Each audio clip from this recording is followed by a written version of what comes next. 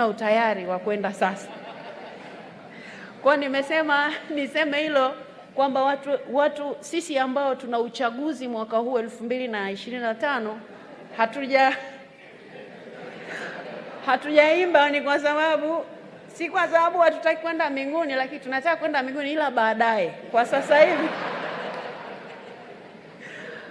sasa hivi tunawaza uchaguzi, na hapa tunaye Dr. Samia Suluhu Hassan ambaye tunamtarajia kuwa rais wetu. Kwa hivyo hatukutaka kabisa asogelee huo wimbo na kuimba. Na sisi wengine pia wenye matarajio kama hayo kwa kweli hatukuimba, na tunakushukuru sana kwamba ulituruhusu kwamba beti hilo tusio tayari tusiimbe. Kwa hivyo ndugu zangu, tuendelee kujifunza kwa baba huyu ambaye amelala hapa, na wakati wetu utakapofika wa kuondoka, watu wawe na cha kusema kile ambacho